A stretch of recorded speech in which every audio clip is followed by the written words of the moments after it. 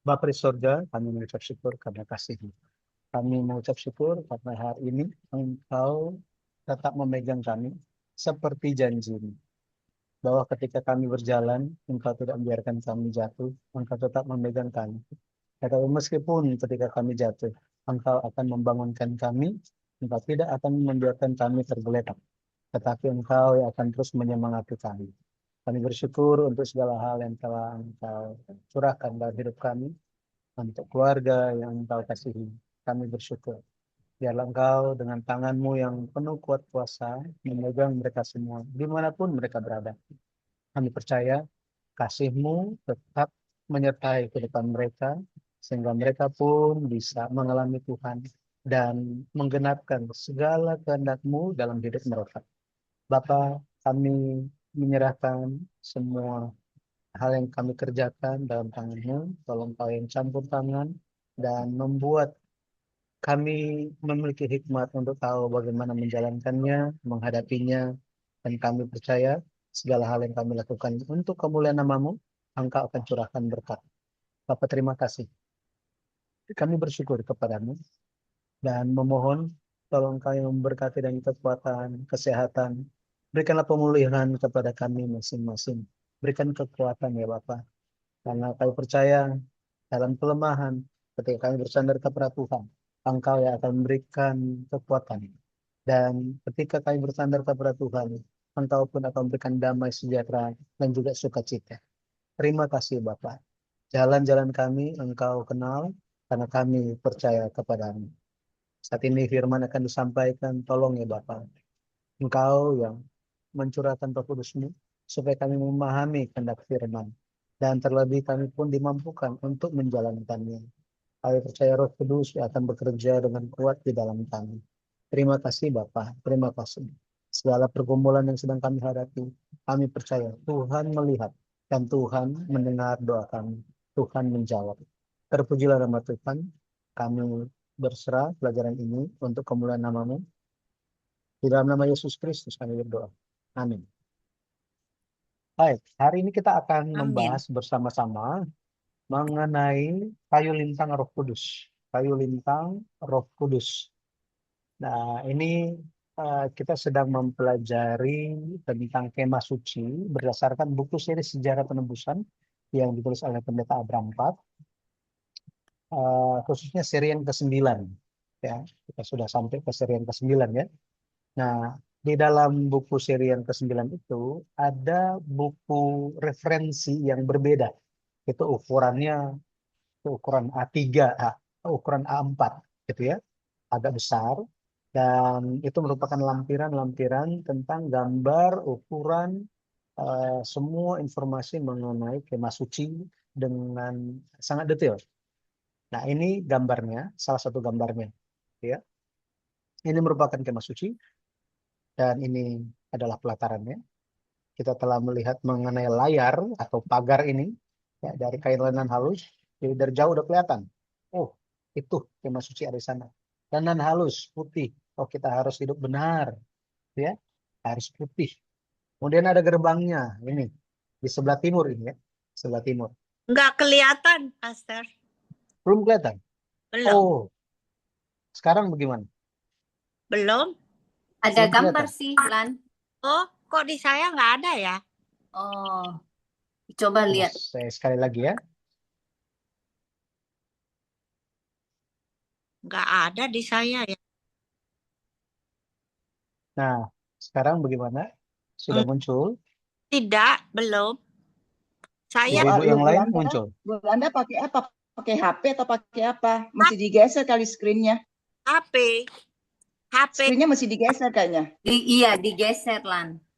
Ke sebelah. Saya kurang tahu penggunaan apa Oh, oke, oke. iPhone Ya. mungkin berbeda. Ada Ya, laut. Ada laut kan? oke. Nah, jadi ini ketika masuk dari sebelah timur, ini ada gerbangnya, langsung masuk ke wilayah pelataran luar, ini pelataran kemah suci gitu ya. Nah, lalu apa akan ketemu dengan mezbah korban bakaran di sebelah sini dengan segala perlengkapan-perlengkapannya. Nah, ketika masuk lagi akan lihat ada bejana pembasuhan. Nah, bejana pembasuhan ini untuk para imam harus cuci tangan, cuci kaki. Istilah yang digunakan adalah membasuh diri mereka.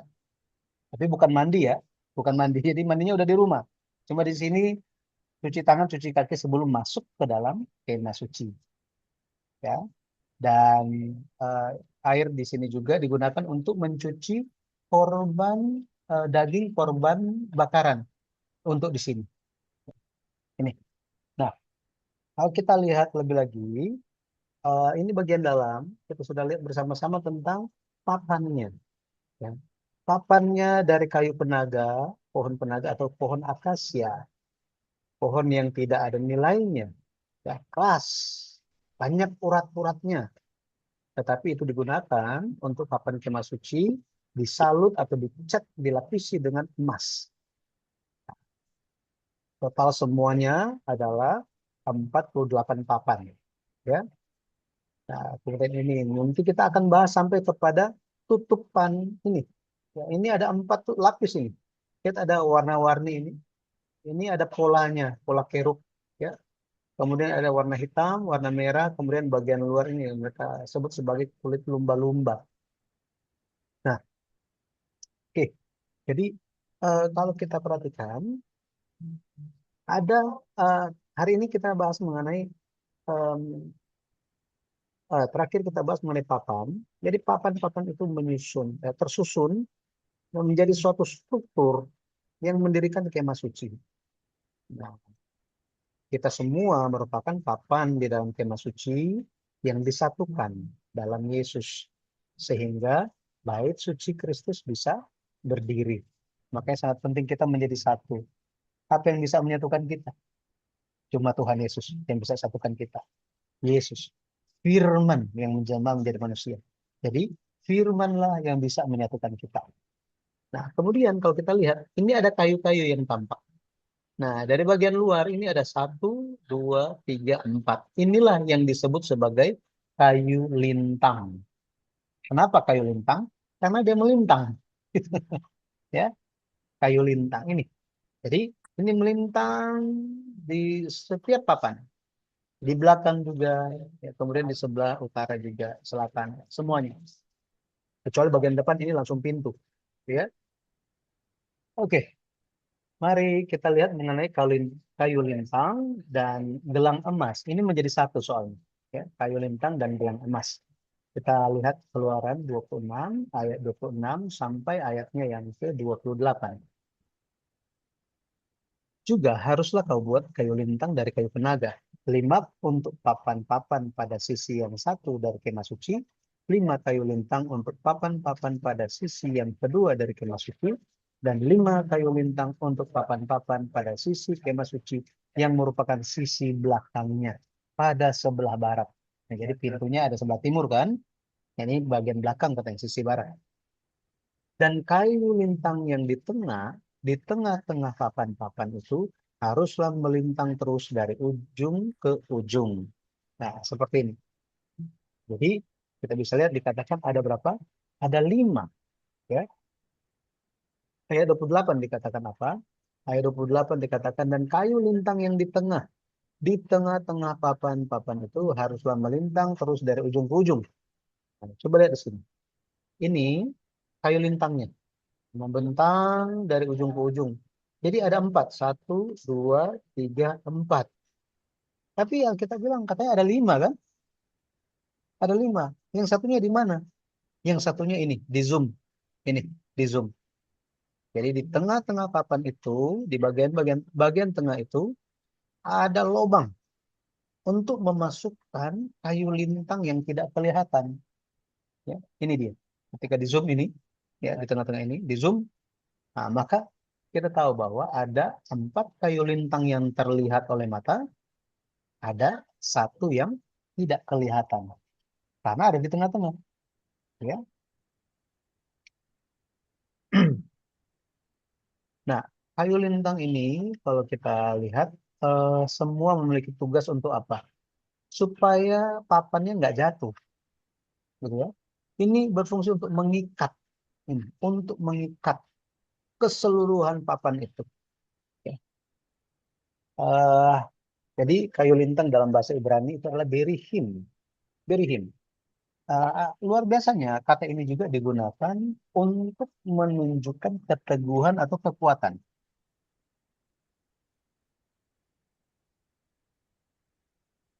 Jadi berihim ini digunakan untuk menunjukkan keteguhan dan kekuatan. Nah, maka kita langsung terpikir, oh ya, kayu lintang ini memiliki fungsi yang penting supaya apa yang ada bersama-sama dengan dia menjadi kuat. Dia berfungsi untuk menguatkan. Nah, begini. Atau di zaman dulu, mungkin eh, di daerah-daerah masih menggunakan ini ya. Bisa lihat gambarnya.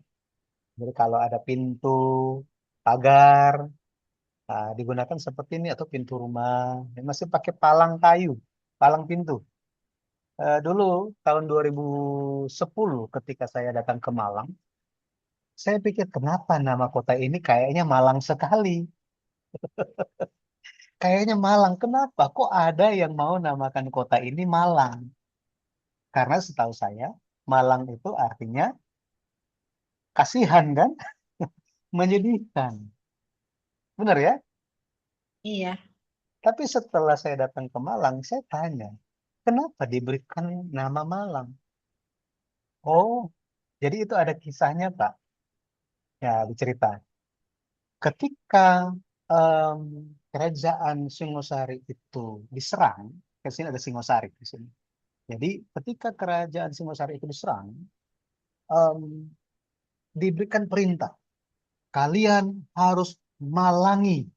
Ini malangi gitu. Jadi dikasih palang, di apa pertahankan itu. Nah, jadi itu palang gitu, palang palang pintu, nah itu untuk membatasi, untuk bertahan. Nah, itu maksudnya. Oh, ya bagus ternyata artinya ya. Nah, jadi palang itu adalah untuk memberikan kekuatan, memberikan keteguhan kepada apa yang ada bersama dengan dia. Dalam hal ini pintu kan, makanya dibilang palang pintu. Nah, jadi em, jika kita lihat beberapa bagian di dalam Alkitab, pintu-pintu gerbang juga pintu gerbang kota itu diibaratkan diekspresikan sebagai palang yang kuat. Nah, coba kita lihat ya. Ulangan 3 ayat yang kelima, di situ dikatakan, semuanya itu adalah kota berkubu dengan tembok yang tinggi-tinggi, dengan pintu-pintu gerbang dan palang-palangnya. Nah, ini ada di sini ya. Lebih daripada itu sangat banyak kota yang tidak berkubu. 2 Tawarik 8 ayat 5.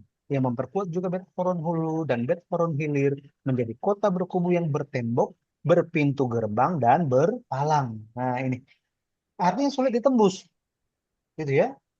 Nah, ketika kita lihat ayat-ayat ini, oh, berarti kayu lintang itu memiliki fungsi behirim, menguatkan, meneguhkan. Nah, seperti ini. Supaya apa? Supaya kemah suci bisa dilindungi. Benar kan? Apalagi kita lihat di dalam kemah suci, di ruang Maha Kudus, itu ada tabut perjanjian kan? Nah, itu harus dilindungi. Caranya gimana? Caranya dengan meneguhkan atau menguatkan papan-papan tersebut. Sekarang, dalam hidup kita, apakah yang menjadi kekuatan dan memberikan kekuatan kepada kita? Apa yang meneguhkan kita? Bukankah Tuhan itu sendiri? Iya kan? Mazmur 147 ayat 13. Sebab ia meneguhkan palang pintu gerbangmu dan memberkati anak-anakmu di antaramu. Artinya Tuhan akan melindungi. Tuhan akan menguatkan. Makanya Tuhan bilang, kalau kita kurang nikmat, mintalah kepada yang punya, katanya. Minta kepada Tuhan, kan? Nah, jadi, kita bisa lihat, ada 48 kemah suci, ya. Eh, Papan-papan ini, kalau kita lihat, papan ini hampir hampir 3 meter, ya. Itu sekitar 3 meter tingginya. Bayangkan, 3 meter itu kan seperti dinding rumah, kan? Bener ya? Dinding lantai 1 kan, 3 meteran.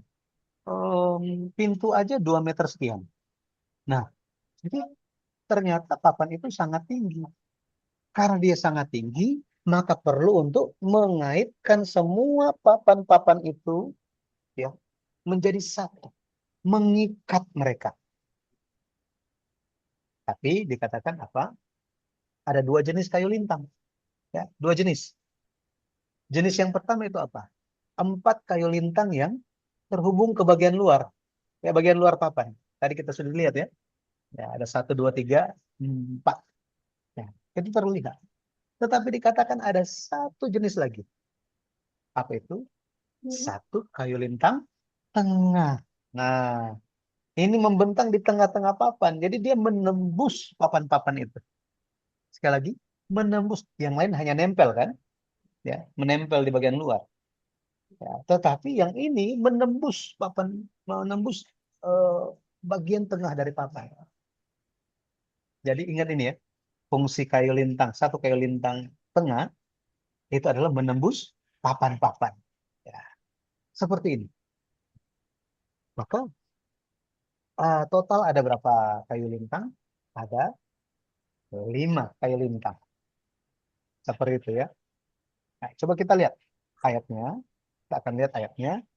Ah, gambarnya dulu. Ya, gambarnya dulu kita lihat. Gambarnya sekali lagi ini 1, 2, 3, 4. Ini bagian yang terlihat oleh mata, bagian luar. Tertempel langsung dengan papan. Tetapi ada bagian bawahnya.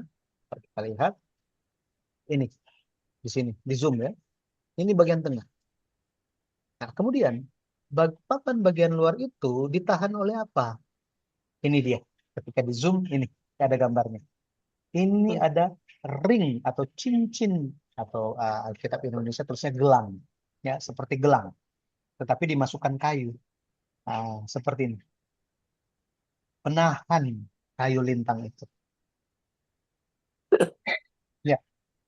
Nah, Keluaran 26 ayat 29 dikatakan begini. Papan-papan itu haruslah kau salut dengan emas. Gelang-gelang itu haruslah kau buat dari emas. Sebagai tempat memasukkan kayu-kayu lintang itu. Dan kayu-kayu lintang itu haruslah kau salut dengan emas. Nah, jadi ternyata ada gelang-gelang emas yang menahan kayu lintang itu. Ya. Dan semua disalut dari emas. Ada yang dibuat dari emas, tetapi ada yang disalut dari emas. Ya. Seperti ini.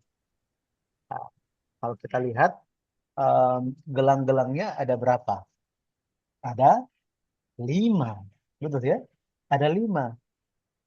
Kalau kita lihat. Ah, sorry. Kayu lintangnya ada 5. Gelang-gelangnya ada 4 di setiap papan. Ya, sesuai dengan gambar yang tadi. Ya. Jadi ini kayu lintangnya ada 5. 1, 2, 3, 4. Dan yang kelima yang nggak kelihatan. Gelangnya ada 1, 2, 3, 4. Jadi setiap papan itu ada 4 gelang emas. Nah, seperti ini. Jadi kalau ibu-ibu eh, perhatikan gorden di rumah, horden di rumah, kan ada yang masih pakai yang gantungan itu, ada horden yang sudah tinggal gelang-gelangnya aja dimasukkan ke dalam besinya kan. Nah, seperti itulah kira-kira. Jadi, kalau kita lihat, totalnya itu, total papan yang ada gelang-gelangnya, gelang-gelang emas itu ada 46. Ya, 46. Nah, ini lebih jelas. Ya, ini menempel. Ya, menempel 1, 2, 3, 4. Dan ini menempel. Ya, seperti ini gambar.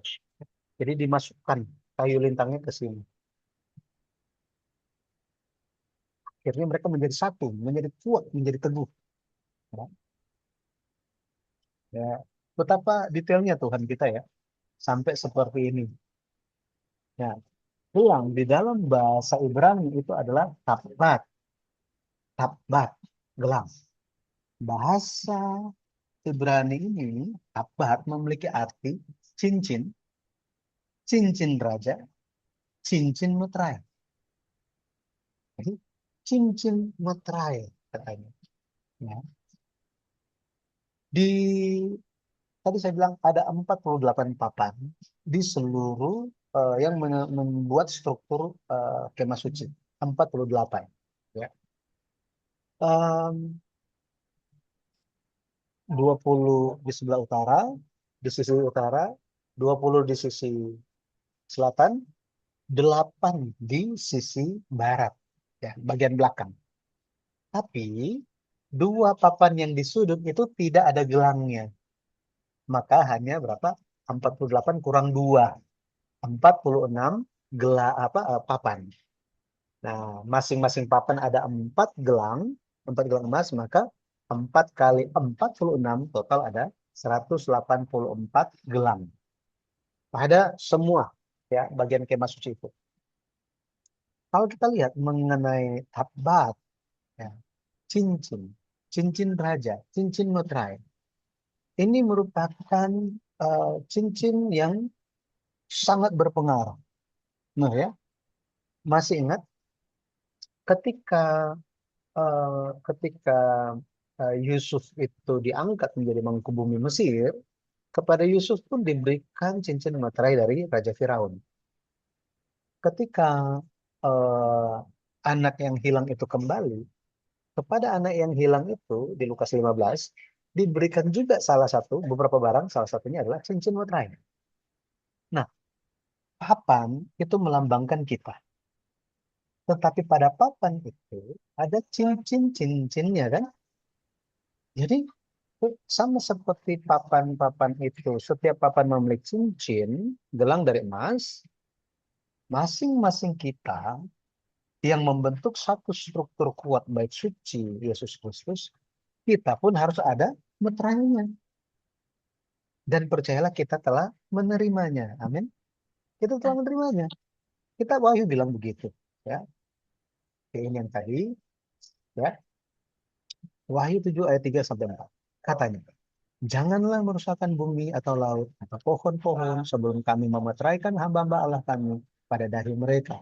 Dan aku mendengar jumlah mereka yang dimeteraikan itu 144.000 orang, 144.000 yang telah dimeteraikan dari semua suku keturunan Israel. Jadi di sini bicara mengenai 144.000 orang yang dimeterai. Ini merupakan meterai rohani kan? Ya. Mereka yang menerima meterai ini akan terluput dari penghakiman. Akan terluput. Wahyu 14 ayat 1. Dan aku melihat sesungguhnya anak domba berdiri di Bukit Sion dan bersama-sama dengan dia 144.000 orang, dan di dahi mereka tertulis namanya dan nama bapaknya. Jadi kita harus menerima meterai ini. Apa meterai itu? Nama, nama anak domba, dan nama bapa. Iya kan? Kita perlu menerima ini. Saya percaya kita telah menerimanya. Ya, kita menerimanya. Artinya apa? Ketika kita menerima meterai, artinya kita adalah milik Tuhan. Kita adalah milik Yesus. Kita adalah milik Bapa. Seperti ini. Nah, di hari-hari terakhir, mereka yang adalah milik Allah, mereka yang termasuk dalam 144.000 secara rohani, angka rohani ini. Ya, dikatakan, dimeteraikan di dahi. Makanya kenapa kita belajar? Iya kan? Kenapa kita belajar? Supaya kita memiliki pikiran Kristus. Ini, jangan lupa ini. Miliki pikiran Kristus. Bukan cuma hati Kristus saja, tetapi harus memiliki pikiran Kristus. Makanya ketika kita harus mulai praktek, ketika kita dalam suatu situasi apapun, coba kita doa, Tuhan, jika Engkau ada di sini, apa yang Engkau lakukan? Tuhan tolong pimpin saya, supaya keputusan yang saya lakukan, yang saya ambil, itu adalah keputusan Tuhan. Minta seperti itu. Oh, Tuhan akan buka jalan. Ya. Nah, jadi sekali lagi, 4 gelang pada setiap papan-papan. Ini luar biasa. Pemeteraian atas kita semua, dan kita semua disatukan, diikat bersama dengan Allah. Ya. Jika kita menerima hal ini, menjadi kemah suci yang berkenan kepada Tuhan, pada akhirnya angin cobaan angin godaan dunia, pergumulan hidup itu tidak akan menghanyutkan kita. Kita akan tetap teguh berdiri. Ya. Nah, jadi apa arti sejarah penebusan dari kayu-kayu lintang ini? Apa makna sejarah penebusannya? Ya, kalau kita lihat, ya, em, kayu lintang itu, kayu-kayu lintang ini menunjuk, ini sudah besar, ini kayu lintang dengan gelang-gelangnya ya. Ini menunjuk kepada materai yang mewakili arah dan aliran iman yang harus kita miliki. Artinya arah kita kemana? Ya kan? Arah kita kemana? Aliran iman kita yang harus kita miliki itu seperti apa? Ini sangat penting. Kita harus selalu memeriksa diri kita, ya kan? Makanya dibilang ujilah dirimu, ya. Apakah engkau sungguh-sungguh berdiri di dalam Tuhan? Ya kan? Ujilah dirimu. Harus memeriksa Tuhan, apakah saat ini aku sedang berdiri di jalanmu atau sudah tersesat kemana? Ya, tersesat dalam pikiran sendiri. Nah, kita harus selalu memeriksa hal itu. Nah, tetapi mengenai kayu-kayu lintang ini pun dibagi dua kan? Ada 4 kayu lintang yang terlihat, tetapi ada 1 kayu lintang yang tidak terlihat, yang ada di tengah-tengah. Ya, yang ada di tengah-tengah. Kita perlu tahu bahwa apa? Kayu lintang tengah itu, dia menjadi penopang terbesar, penopang terkuat dari seluruh kemah suci. Ya, dari seluruh kemah suci. Tetapi ciri khas, salah satu ciri-ciri dari kayu lintang tengah itu apa? Tidak terlihat. Nah ini, tidak terlihat. Jadi sudah melakukan banyak pekerjaan tetapi tidak terlihat. Ya, tidak kelihatan oleh mata. Yang 4 itu kelihatan, semuanya terlihat. Kecuali yang itu. Gara-gara dia ada di dalam papan. Ada di dalam papan. Kalau kita lihat di Keluaran 26 ayat 28, Keluaran 26 ayat 28, di situ dikatakan bahwa apa? Dan kayu lintang yang di tengah-tengah papan. Papan itu haruslah melintang terus dari ujung ke ujung. Ya. Harus melintang terus dari ujung ke ujung. Di dalam, em, kalau kita lihat gereja-gereja kekristenan di dunia ini, ya, banyak yang menampakkan kayu lintang, tetapi hanya kayu lintang secara luar saja yang terlihat. Ini, ya, yang terlihat ini 4 ini. Tetapi apakah mereka ada kayu lintang tengah? Nah, itu tidak tahu. Ini sama halnya. Kita harus memeriksa diri kita juga, ya, karena firman ini adalah firman untuk kita semua. Jangan hanya memiliki kayu lintang yang tampak dengan mata, tetapi kita harus memiliki kayu lintang yang di tengah-tengah itu, ya. Oke. Ini yang bagian tengah tidak terlihat, ya, tetapi dia menembus semua papan, ya. Jadi ada yang apa? Ada yang berfokus, ya, berfokus kepada hal-hal yang terlihat sehingga oh ya dipandangnya hidup, tapi padahal mati, ya kan? Ini kan salah satu teguran dari salah satu gereja di Kitab Wahyu. Engkau dikatakan hidup, padahal engkau mati.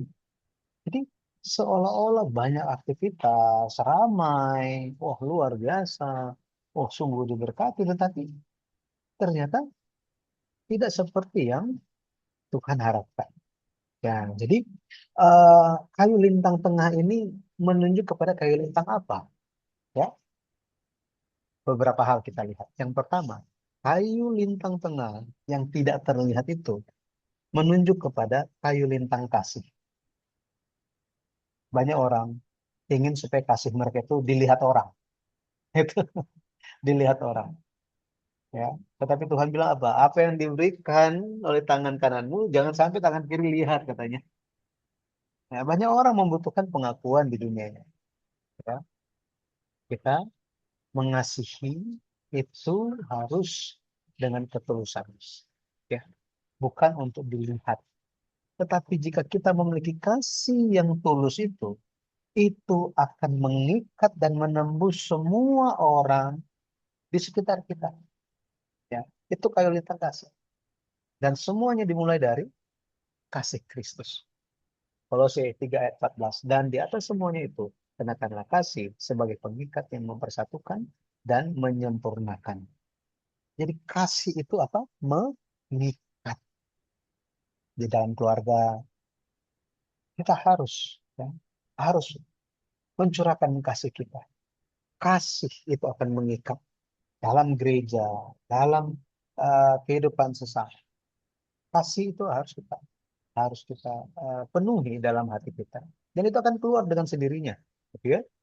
Berikutnya, kayu lintang tengah itu menunjuk kepada kayu lintang keadilan dan ketulusan.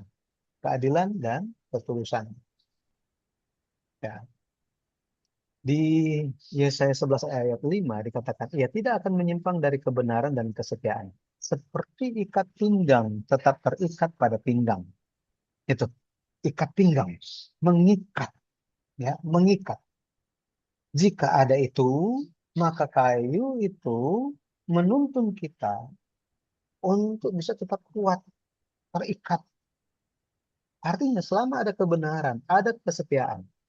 Atau terjemahan lainnya, keadilan dan ketulusan. Ya, pada akhirnya kita akan terus ya, memiliki kasih yang membara, hati yang membara. Ya, em, hanya ada kasih tanpa kebenaran. Nah, itu gereja akan berjalan di jalan yang salah, ya kan? Gereja akan goncang. Kenapa?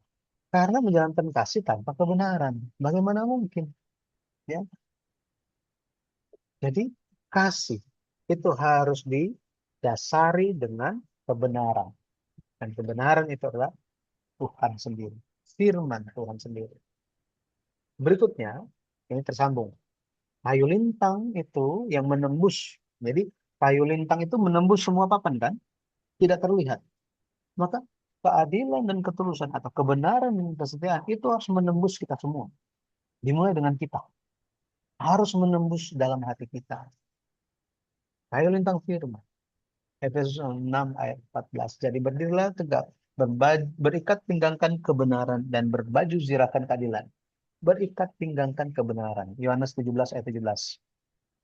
Firmanmu adalah kebenaran. Yohanes 17 ayat 17.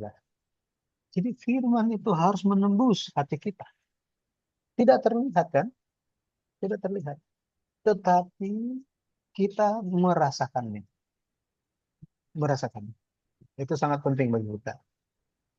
Firman harus menjadi standar. Tanpa firman, gereja tidak akan pernah bisa berdiri tegak. Ya. Ulangan 7 ayat 9. Sebab itu haruslah kau ketahui bahwa Tuhan Allahmu, dialah Allah. Allah yang setia, yang memegang perjanjian dan kasih setianya terhadap orang yang kasih kepadanya dan berpegang pada perintahnya sampai kepada beribu-ribu keturunan. Ini luar biasa. Bayangkan, janji Tuhan, firman, ketetapan Tuhan, perintah Tuhan, itu akan menembus bukan cuma di satu generasi, tetapi akan terus menembus sampai generasi demi generasi. Sampai berapa katanya? Beribu-ribu keturunan. Bayangkan dari Adam sampai Abraham itu 20. Dari Abraham sampai Yesus itu 42. Itu sekitar 60-an, ya. 60-an generasi. Ya, kalau kita lihat yang dilewatin ada zaman-zaman yang dihilangkan kan. Itu pun mungkin cuma nggak sampai 200 generasi. Tetapi dikatakan kasih setia Allah akan sampai kepada beribu-ribu keturunan. Artinya ini apa? Selama-lamanya. Kasih setia Tuhan itu selama-lamanya. Makanya kita perlu mengajarkan ya orang-orang sekitar kita tentang kayu lintang kasih, kayu lintang keadilan, dan kayu lintang firman atau kebenaran. Nah, kesimpulannya, kayu lintang tengah yang paling kuat yang menopang kemah suci itu adalah Roh Kudus yang tidak kelihatan. Roh Kudus. Apa yang akan menguatkan kita dan membuat kita bertahan? Itu adalah Roh Kudus. Roh Kudus itu. Ya, maka eh, Roh Kudus. Ketika kita mendengarkan firman, percayalah Roh Kudus turun atas kita. Ketika kita berdoa, Roh Kudus turun atas kita. Ya. Ketika seorang dibaptis, dia menerima karunia Roh Kudus. Ya, jadi Roh Kudus, Kristus, Allah Bapa itu adalah satu. Selama Roh Kudus itu bekerja dalam setiap orang yang mendengarkan firman, kayu lintang tengah itu akan terus terbentuk. Nah, pada akhirnya kita akan menjadi satu, tersambung. Pikiran, hati, jiwa kita, fisik kita menjadi satu. Ya, menjadi satu untuk kehendak Tuhan. Jadi, saya berdoa kiranya Roh Kudus hadir dan bekerja di dalam kita, ya, sebagai kayu lintang tengah sejati yang menyatukan kita dalam iman. Dan Roh Kudus kiranya membimbing dan membukakan jalan yang ada di hadapan kita dan akan memelihara setiap anggota keluarga kita. Amin. Tuhan Yesus memberkati. Amin. Semoga bisa dipahami. Bisa.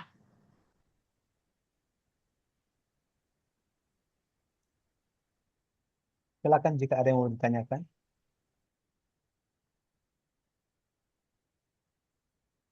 Berarti semuanya ada itunya ya Pak, ada artinya ya. Benar. Semua luar biasa. Benar. Iya.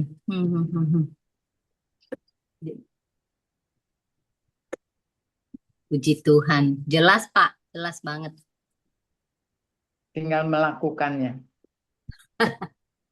Seperti dibilang Ya. kasih ya Pak ya. Saya dulu di Surabaya, namanya Malang Barten Sorech ya Pak. Oh, gitu ya. Iya. Oh, Kalau mau ke Malang, ke Barten Sorech. Begitu seorang. Iya. Lucu. Pak, yang tadi maksudnya Bapak kasih kan menutupi segala ya Pak ya. ya.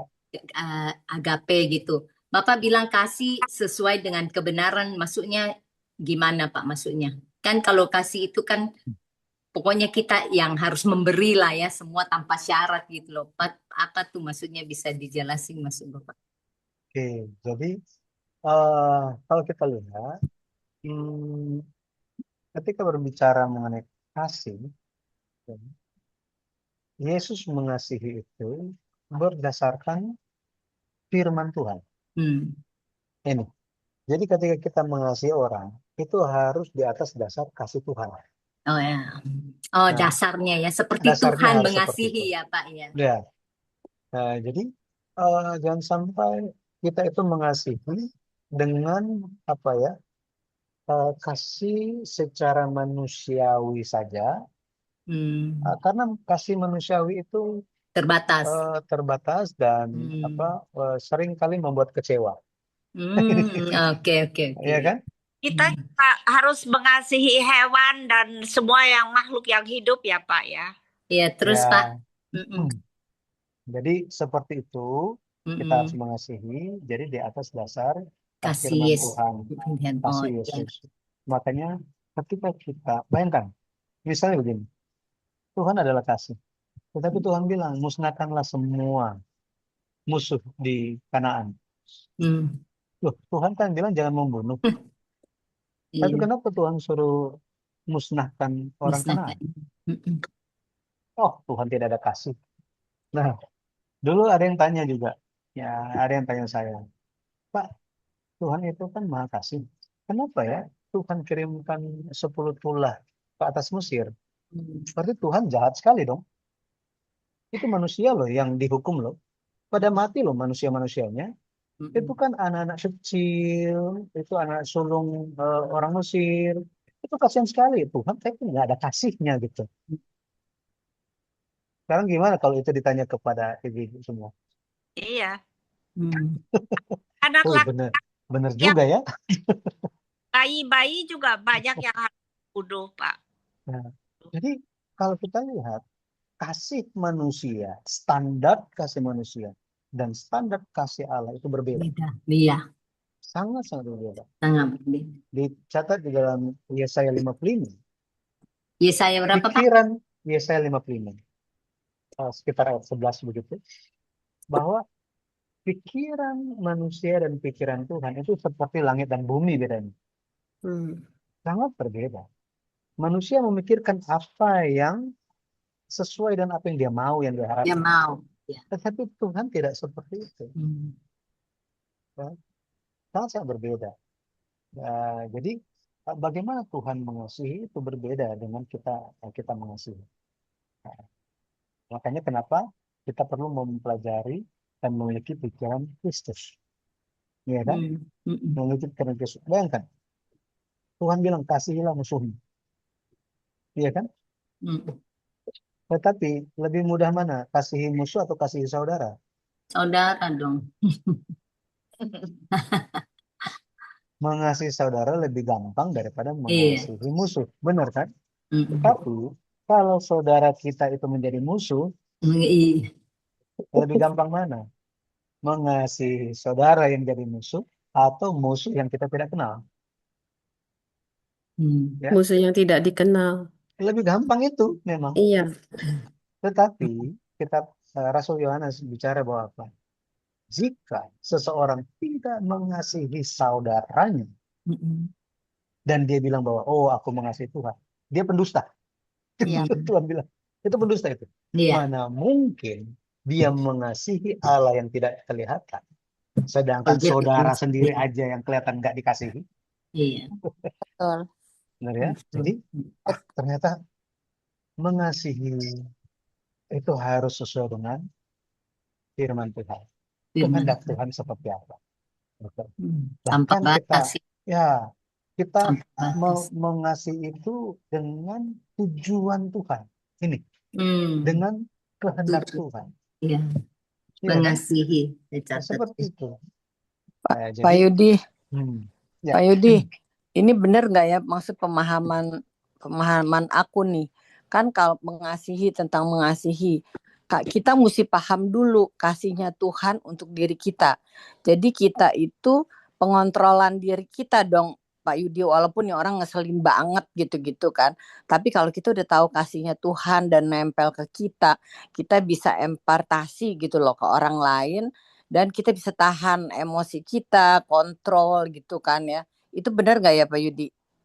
Ya memang harus begitu karena harus Tuhan begitu. bilang kan. Tapi nggak gampang loh. Iyalah. Gampang di mulut. Gampang loh. Kan yang ngerubah harus diri kita dulu. Tapi harus kita orangnya, bisa. Harus kita bisa. orangnya nih kita udah kadang-kadang saya catat nih Pak Yudi. Aduh saya orangnya panikan, saya orangnya emosian, saya orang itu kan dicatat. Tapi gimana untuk kita ngerubah diri kita sendiri itu nggak gampang ya Pak Yudi ya. Makanya kita harus tadi Ibu bilang ketika kita mengasihi orang yang lain, ya kan, kita harus mengenal diri kita. Tuhan bilang bukan kita yang mengasihi dia, Tuhan yang, tetapi Tuhan yang sudah mengasihi kita lebih dulu. Jadi Tuhan sudah lebih dulu inisiatif mengasihi kita, sehingga bentuk respon kita adalah mengasihi dia. Nah, kita mengharapkan orang lain mengasihi kita, gimana caranya? Harus kita dulu kan. Tetapi kan kita tahu diri kita. Iya kan? Tapi emang jadi dilema ya kalau kadang-kadang buat saya, aduh nih orang benar-benar ke gereja, benar-benar paham dari A sampai Z Alkitab gitu, tapi nggak sinkron dia punya pikiran, hati nurani sama perbuatan ngomongnya tuh kadang-kadang buat saya tuh kok sebenarnya kelihatan kan simpel aja kasih gitu, tapi kalau dijalanin, diiniin itu tuh emang nggak gampang banget loh, iya kan? Jadi makanya kita harus minta yang pertama itu Tuhan mampukan kita. Tuhan, jika Tuhan kita tidak mengubah hati saya, jika Tuhan tidak mengubah hati saya, ini orang nggak akan pernah itu masuk dalam hitungan saya. Itu. Tapi Tuhan tolong ubah hati saya untuk mengasihi dia. Betul. Kasih Tuhan dia bisa lihat bukan karena salah paham gitu. Yang kedua, setelah kita minta Tuhan merubah hati kita minta supaya Tuhan yang mampukan kita untuk mengasihi. Betul, Tuhan Betul. mampukan kita. Jadi betul banget. bukan gara-gara kita, oke, kamu berubah, bukan begitu. Nggak bisa. Tuhan tolong saya Iya. karena Betul, saya lemah. betul. Atas dasarnya Tuhan akan mampukan. Ya. Betul. Tuhan Kita dikasih akan Roh lakukan. Kudus. Roh Kudus Ya, di betul. dalam kita. Jadi kita Ya, dibimbing, dipimpin. ya, Kita karena pegang janji Tuhan, yes and amen. amen. Jadi satu hal yang harus kita sadari bahwa mengasihi Mm-mm. dan rendah hati, Iya, mengasihi dengan kerendahan hati dan tanpa kerendahan hati itu berbeda. oke. Betul kan? Yesus mengasihi kita dengan kerendahan hati atau tidak? Mm-mm. Betul. Sama, kita juga mengasihi orang yang lain. Itu harus ada kerendahan hati. Mm-mm. Ya, Supaya contoh kita aja, bisa, iya, contoh aja, mengampuni dia. misalnya dengan suami gitu kan. Dan suami, waduh, Buang ya, gengsi. mengasihi kamu. Mengasihi, gimana cara mengasihinya kalau kita tidak rendah hati? Betul ya? Betul. Pokoknya kamu harus kasih saya, kalau enggak ya, gitu. Betul. Dan Nah, itu banyak banget tuh kayak gitu tuh ya. ya, Jadi makanya harus makanya rendah hati. rendah Rendah Itulah hati. yang kita hadapi setiap kali dalam Hmm, hidup ya Pak. harus ingat Yesus. Ini. Iya. Jadi salib, kenapa dikatakan salib? Kristus menguraikan semua masalah. Semuanya. Betul. Benar kan? Bahwa apa? Betul. Ketika kita sulit mengasihi, kita ingat kasih Yesus. Waduh, Tuhan sudah mengasihi saya sampai mati. Iya, betul. Apakah saya mengasihi dia sampai saya mati? Masih hidup kan? Iya. Jadi apa? Ya, coba rendah hati. Wah, udah rendah hati, coba mengasihi, tiba-tiba, kenapa mengasihi saya? Kamu kayaknya ada tujuan deh. Waduh, Iya emang. setelah itu, wah, pengen baik lagi. Sudah, nggak ada. Nggak usah ngomong lagi gitu. Iya. Apa yang harus kita lakukan? Oh, enggak. Saya doakan untuk kamu. Meskipun dalam hati membara, pengen meledak gitu ya. Wah, pengen meledak. Tapi, pengen bilang, ya, saya doakan kamu. Ya sudah, selesai. Biar dia yang mikir. Betul. Ya Iya. kan? Dia Biar bisa yang mikir. berasa pasti iya. Ya, kita tulus saja. Ya, memang masih emosian-emosian. Tetapi emosi kita pun kita harus bawa ke Terkendali. hadapan Tuhan. Iya. Sulit untuk mengendalikan diri sendiri soalnya kan. Betul. Tetapi tadi Roh Kudus ada dalam kita.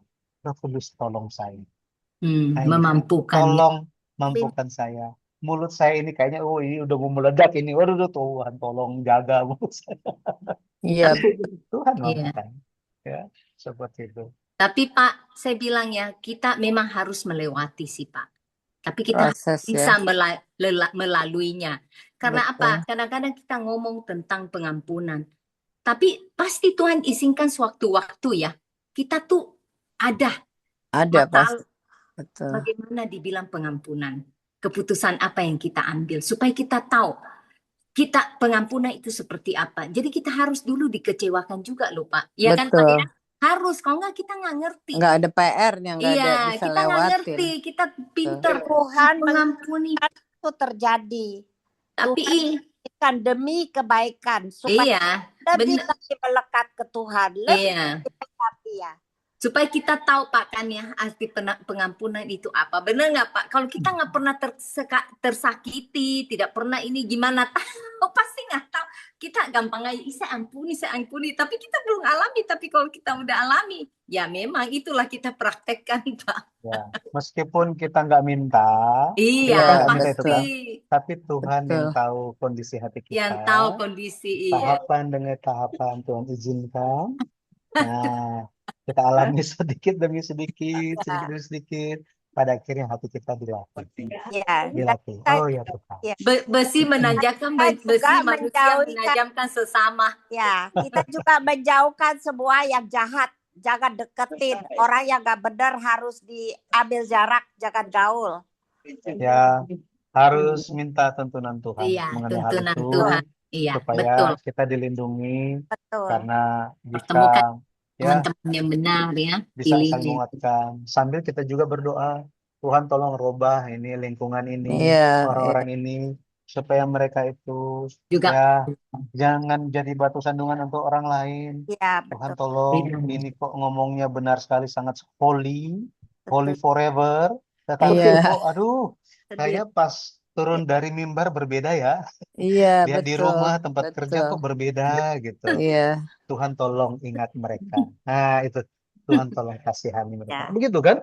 Iya, Iya. Karena lebih baik begitu daripada Tuhan tolong hukum dia Tuhan. Ya. Aduh, tapi yang karena kayak tadi Linda bilang Pak Yudi, maksudnya kita kadang-kadang dihadapin ya sama orang yang begini ya. Mungkin itu PR kita untuk kita ngadepin dia, Iya. ngelatih kita punya kasih kita, kesabaran Iya. kita ya. Didatengin tuh orang yang kayak begitu. Iya kan? Tapi kalau kita udah bisa lewatin, kok gue bisa ya? Iya. Gitu kan. Ternyata Tuhan udah ngubah kita, amin. gitu kan. Ya, makanya Asik, bersyukur Thank you ya. ya. Kita bisa Thank you Pak bersyukur. Yudi. Iya, ya. Thank you Ya. penjelasan. Terima kasih Jadi Jelas. kita sudah masih ini semakin tahu diskusi. pengampunan, kasih apa ya. Iya. Thank Iya. you Oke, Pak Yudi. bayangkan kita Oke. bahas kayu lintang kemah suci kok bisa sampai ke Benar. ini. Oh iya, karena terakhirnya Hebat ya. kasih sih itu Pak Yudi. Betul. Ya, Seru luar banget biasa firman Tuhan. Pak Yudi. Iya, Oke. seru. Kita Oke, tutup Yudi. dengan doa Bapa kami. Oke. Bapa Oke. kami yang di surga, dikuduskanlah namamu, datanglah kerajaanmu, jadilah kehendak-mu di bumi seperti di surga. Berikanlah kami pada hari ini makan kami yang secukupnya, Ya. dan ampunilah kami akan kesalahan kami, seperti kami juga mengampuni orang yang bersalah kepada kami. Dan jangan membawa kami ke dalam pencobaan, tetapi lepaskanlah kami daripada yang jahat. Karena Engkau yang punya kerajaan dan kuasa dan kemuliaan sampai selama-lamanya. Amin. Amin. Terima kasih. Thank you Tuhan Pak Yudi. menyertai sepanjang Thank hari. you ya Pak penjelasannya, Yudi. pengajaran dan juga Terima teman-teman kasih yang Pak Yudi. lainnya. Terima Shalom, kasih. shalom. Shalom Shalom, semuanya. Shalom shalom. semuanya ya. Shalom semuanya. Bye Pri. Bye. Bye Maria. Bye. Bye Linda.